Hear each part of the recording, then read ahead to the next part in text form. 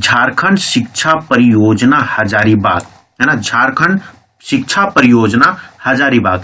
तो हजारीबाग में एक नोटिफिकेशन आई है, वो किसके लिए? कस्तूरबा गांधी बालिका विद्यालय में शिक्षिकाओं के चयन हेतु आवश्यक सूचना। कुल यहाँ पे 10 कस्तूरबा गांधी बालिका विद्यालयों में क्या है, ये शिक्षिकाओं का क्या होना है, चयन होना है। तो उसके लिए यहाँ पे क्या किया गया है, नोटिफिकेशन जारी किया गया है, फॉर्म जारी किया गया है। अंतिम तिथि कब तक है ना, अंतिम लास्ट डेट कब तक है? तो आवेदन दिनांक 11/2/2023 के अपराह्न 5 बजे तक निबंधित डाक के माध्यम से जिला शिक्षा पदाधिकारी, सह जिला कार्यक्रम पदाधिकारी, समग्र शिक्षा अभियान हजारीबाग में आमंत्रित किया जाता है।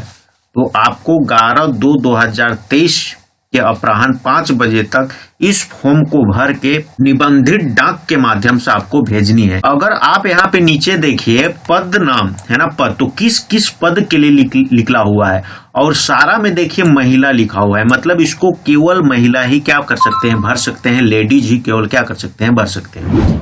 अगर यहाँ पे हम लोग यहाँ पे देखें पूर्णकालिक शिक्षिका महिला भाषा, है ना, भाषा के लिए, लैंग्वेज के लिए, है ना, पूर्णकालिक शिक्षिका महिला गणित के लिए, पूर्णकालिक शिक्षिका महिला विज्ञान के लिए, पूर्णकालिक शिक्षिका महिला सामाजिक विज्ञान के लिए, और पूर्णकालिक शिक्षिका महिला शारीरिक शिक्षा के लिए।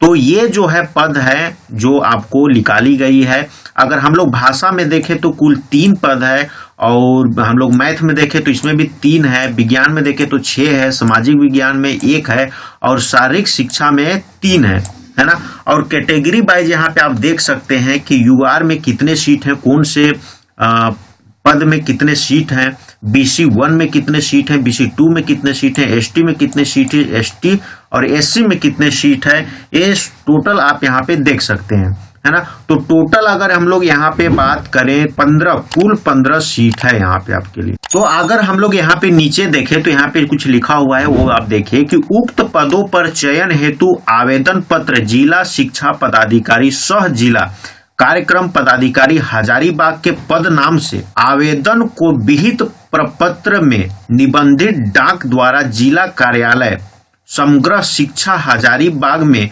अनिवार्य रूप से दिनांक 11/2/2023 तक जमा करना सुनिश्चित करेंगे। और आगे देखिए कि साधारण डाक से भेजे गए आवेदन स्वीकार नहीं किए जाएंगे। तो आपको केवल निबंधित डाक के माध्यम से, रजिस्ट्री डाक के माध्यम से अपने आवेदन को भेजनी है। अगर आप साधारण डाक के माध्यम से भेजते हैं तो आपका जो आवेदन है वो स्वीकार नहीं किए जाएंगे। ये यहाँ पे स्पष्ट रूप से क्या आपको बताया गया है। अगर यहाँ पे हम लोग बात करें कि जितने भी यहाँ पे पद जो निकले हैं, जितने भी पद हैं आप यहाँ पे देख सकते हैं, उसमें अगर हम लोग शैक्षणिक योग्यता की बात करें, यहाँ पे शैक्षणिक योग्यता यहाँ पे दी हुई है कि आपकी शैक्षणिक योग्यता कितनी होनी चाहिए, है ना। तो अगर यहाँ पे हम लोग बात करें तो किसी मान्यता प्राप्त बोर्ड विश्वविद्यालय से संबंधित विषय, जिस विषय की पूर्णकालिक शिक्षिका हेतु आवेदन किया जा रहा है ना, जिस पद के लिए आप यहाँ पे आवेदन करेंगे उसमें, उस विषय में आपको क्या करनी है, न्यूनतम 50% अंक के साथ स्नातक की अर्हता अनिवार्य है ना। जिस विषय के लिए आप अगर किसी भाषा के लिए अगर भर रहे हैं तो उसमें आपको ग्रेजुएशन होना अनिवार्य है, और उसमें भी आपको 50% होनी चाहिए, है ना। और यहाँ पे आगे दिया है कि अनुसूचित जाति और जनजाति एवं विकलांग कोटि के अभ्यर्थियों को उपयुक्त वर्णित न्यूनतम प्राप्तांक में 5% की क्या होगी, छूट दी जाएगी। तो जो ST है, जो SC है और जो विकलांग हैं, तो उनको 5% की छूट दी गई है। चयन में उच्चतर शैक्षणिक योग्यता एवं प्राप्तांक को प्राथमिकता दी जाएगी, है ना।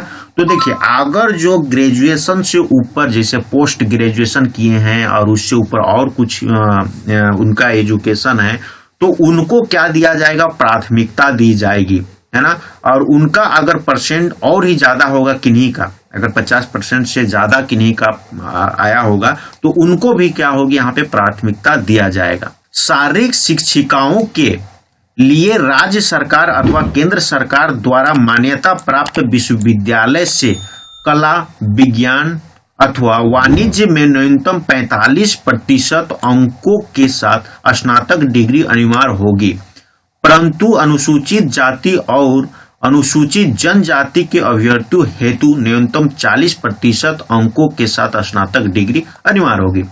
तो देखिए, जो जनरल है, जो BC1 है, जो BC2 है और वो जो शारीरिक शिक्षा के लिए अगर आप अप्लाई करना चाहते हैं तो आपको, है ना, आपको कहां से, आपको जो है राज्य सरकार या केंद्र सरकार के मान्यता प्राप्त विश्वविद्यालय से कला, विज्ञान अथवा वाणिज्य से क्या करनी पड़ेगी, 45% में स्नातक डिग्री चाहिए आपको, है ना। लेकिन अगर यहाँ पे आप ST हैं, SC हैं, तो आपको केवल कितनी चाहिए, स्नातक डिग्री में मात्र 40% चाहिए। यहाँ पे ये चीज है।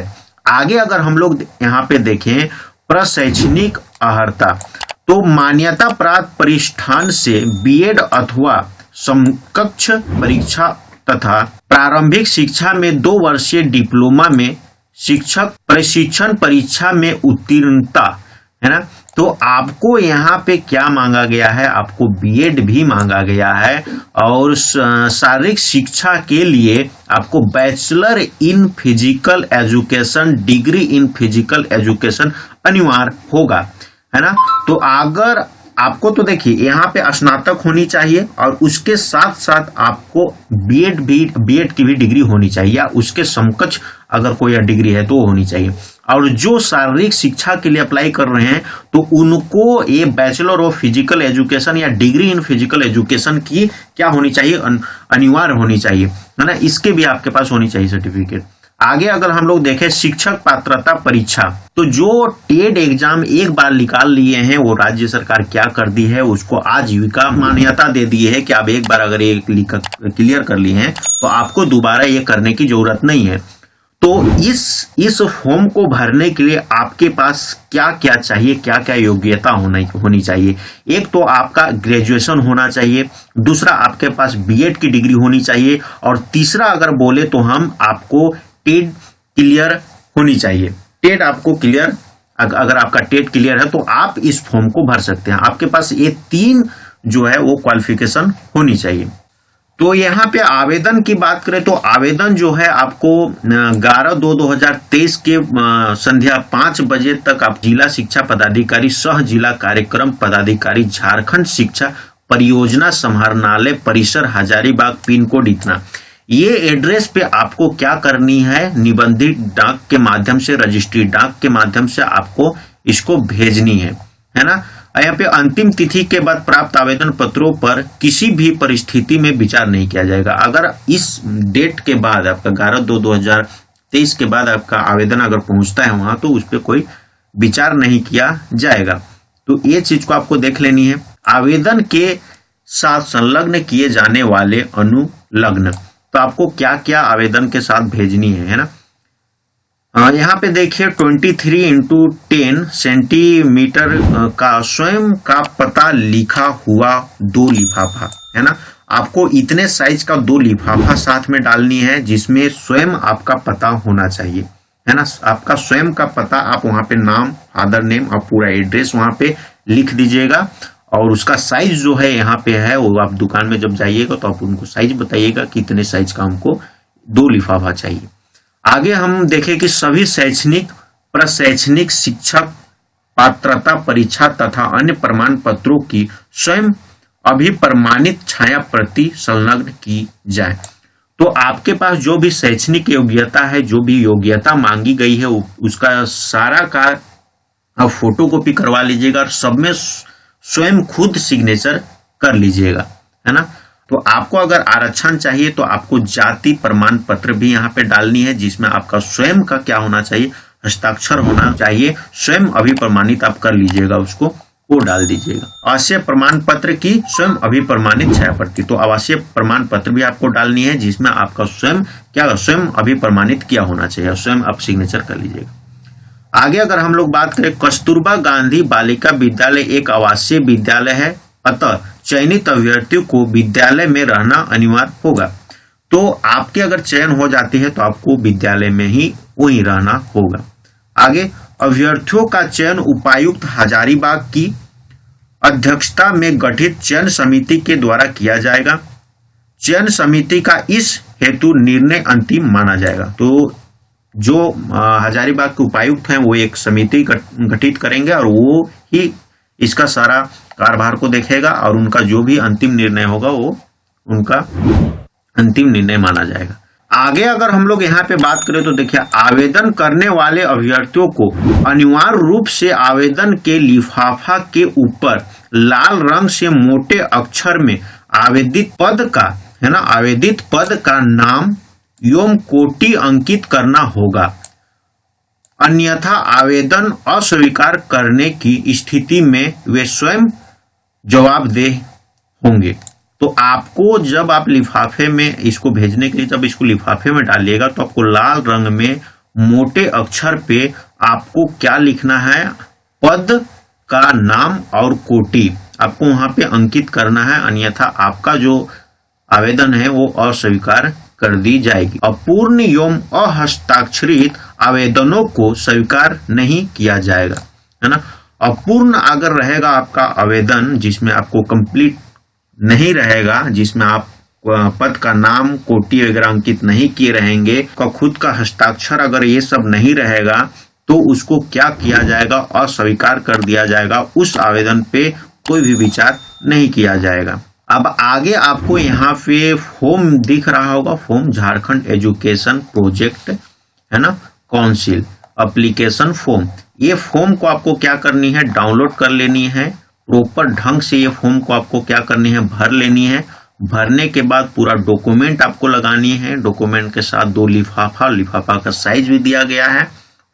2 लिफाफा तो अलग से, उसके बाद 1 लिफाफा जिसमें सारे चीज को आप डालिएगा। आपको कुल 3 लिफाफा चाहिए, 3 लिफाफा। तो 3 लिफाफा चाहिए जिसमें आपको 2 लिफाफा का जो साइज दिया है वो साइज आपकी होनी चाहिए। उसमें आप पूरा अपना स्वयं का एड्रेस डाल दीजिएगा।